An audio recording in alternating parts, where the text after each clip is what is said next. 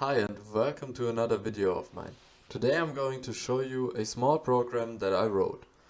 So a few days ago I read an article about an interview task which seemingly was used by a lot of companies, but I'm not really sure about that.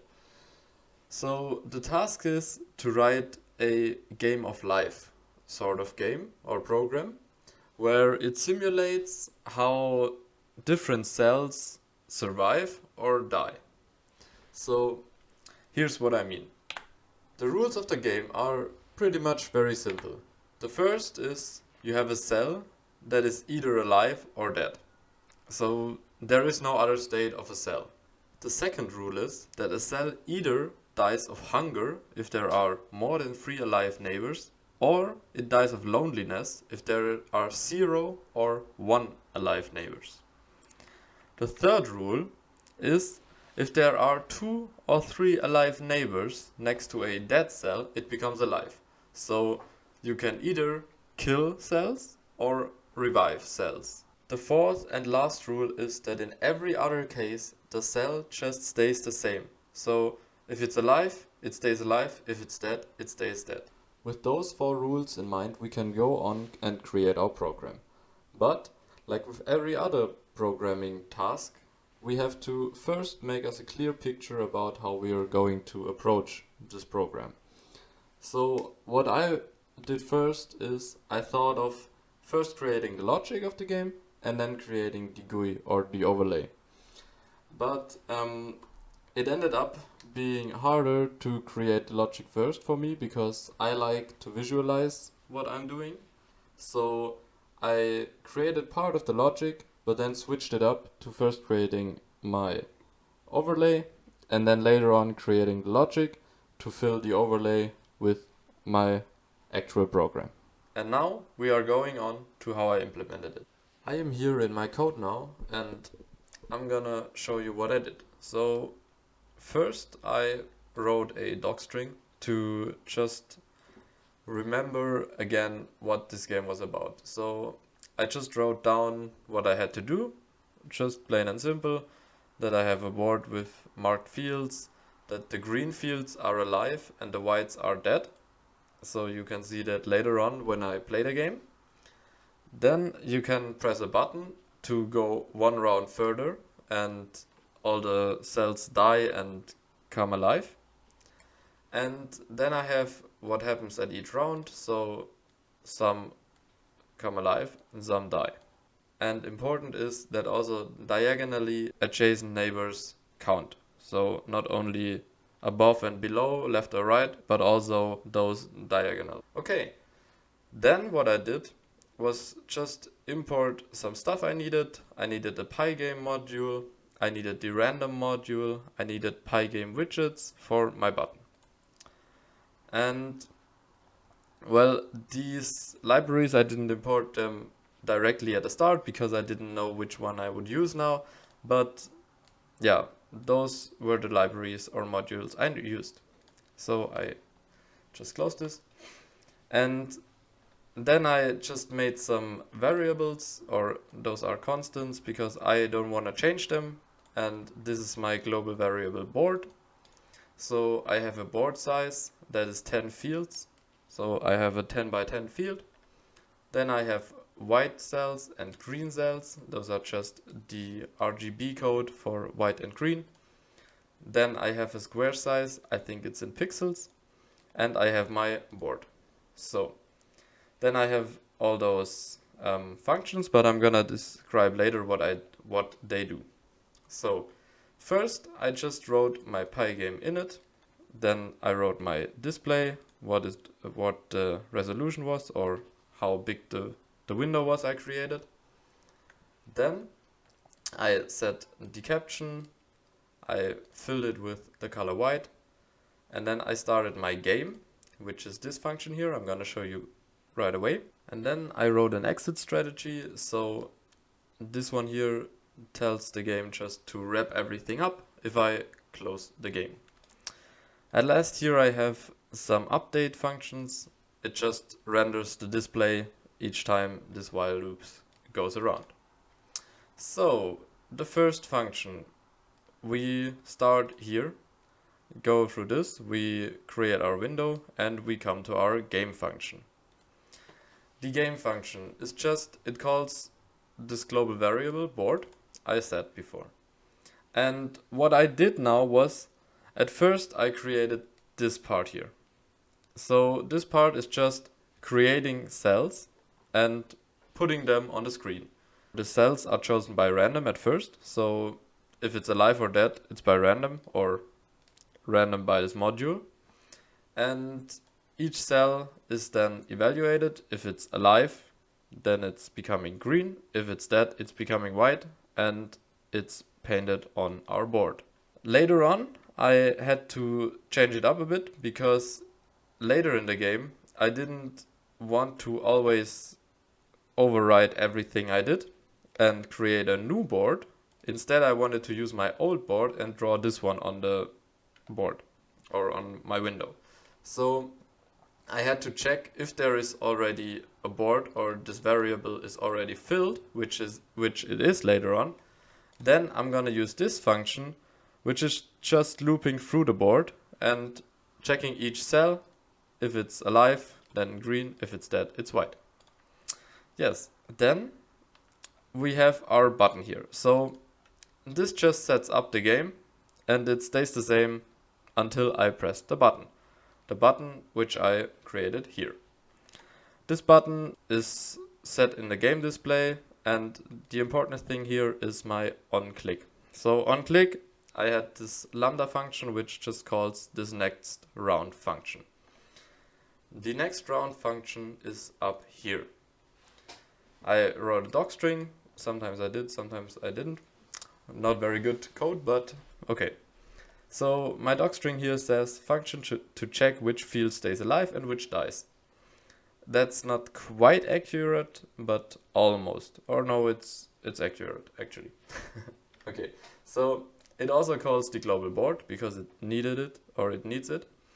Then it loops through the board, and here we have our neighbors. So here we get the code, or here we get our numbers of alive neighbors around each cell with this function, alive check.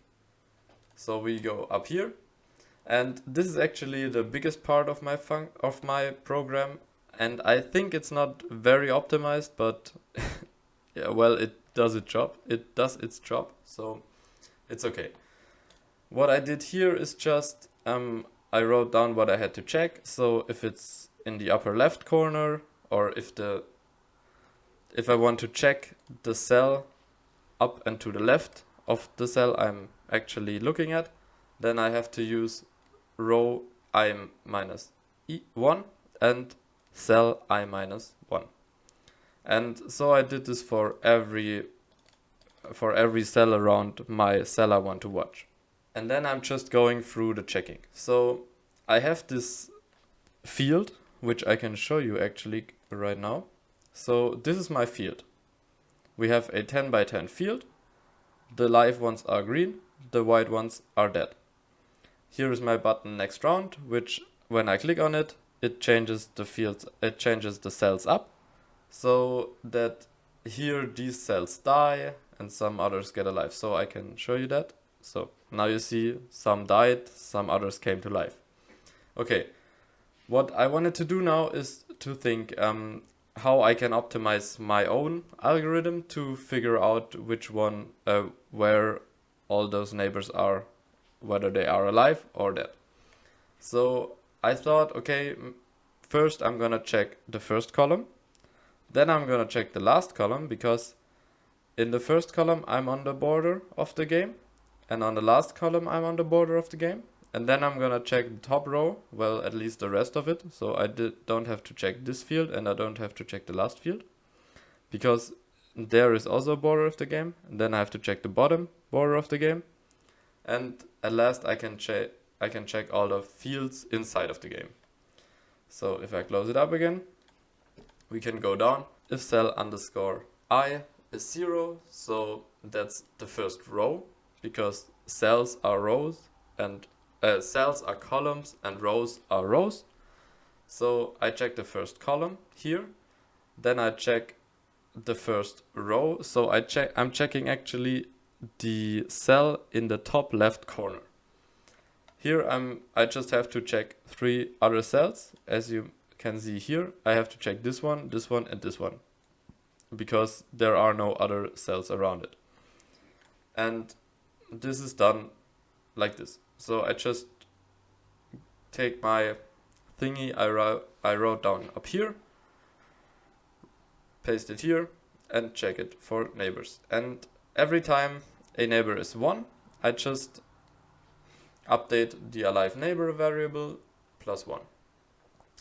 I did this then here for the cell on the bottom left corner and for the row for the column on the left.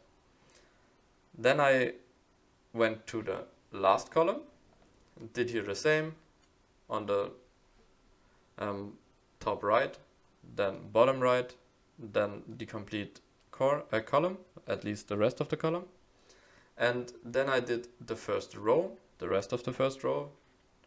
Then I did the last row, the rest of the last row, of course. And I did every other cell. So in the last cells I had to check 8 different cells, because every cell around this one last cell is of course possible to be alive or dead. Right, then after we have our alive neighbors, we can go down here into our else statements or if statements, and we check if there are 2 or 3 alive neighbors. Then this cell we are looking at becomes alive. If there are 0 or 1 or more than 3 neighbors, then the cell dies. And if there is just the cell, like it's just there and there is nothing else, then it stays alive. Or, well, actually I don't need this part because this is covered. Yeah, I don't need this part. And the last part is my else, which covers every other case besides these 2. Then I have to append update my updated board. Then I can update the global variable board, and then I call this game again. And this game just updates this board again. Before I did it like this, I had a different story. I had another function which is called drawBoard, where I tried to do the same as here, but actually this one isn't needed anymore because I wrote it now in a different style now and it works better. Or I don't even think it worked when I used this variable to draw the board, because it always got overwritten and yeah, it wasn't very good written. So now you can see that this board here is working. I have my green and white cells. The greens are alive, the whites are dead. And if we look at it closely now, we can see which cell becomes alive, which are dying. So if we look at this one here probably dies because it only has 1 neighbor, so it dies of loneliness. But this one here becomes alive because it has 1, 2, 3 alive neighbors. Also this one here, because it has 1, 2, 3 alive neighbors. This one here also becomes alive because it has 2 alive neighbors. This one here also becomes alive because of 3 neighbors. And so you can go through the whole board and it should work in every case. So if I click on next round, we can see the one on the bottom, on the top left corner died, but the others I predicted all turned to life. So I think it's a pretty cool program to write if you are new to programming, or if you just think of a program you want to write and just do something. Well, for newbies it's, I guess, not that easy, but it's okay. So yeah, for an interview question, it's an interesting game, or it's an interesting program, because you have to think a little bit about it, and probably you can optimize my if statements above here, which are not very good written, I guess. But yeah, that's basically my game. Out of this now you can either try to optimize it you can go on and build more around it. You can set your cells manually alive or dead. It depends on what you want to do. So you can optimize this game, you can build it out, you can add more features and stuff. It's a good basis, and for learning it's also very good. And now, after we did the hard part of programming, we can come to a nice part, which is coming down after learning and coding. So in my last video I talked about my little chance to give you back. So I wanted to do this promotion thing where I'm gonna ask for channels, or if I know any small channels, I'm gonna feature them in my videos, and so their reach gets hopefully a little bit bigger.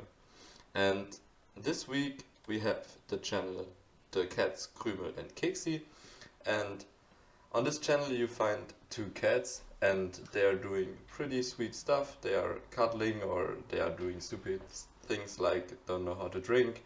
And yeah, I think it's a pretty nice channel, especially if you wanna calm down after coding. It's nice to watch, see some funny cat footage, and yeah, I would like if this channel gets some more subscribers.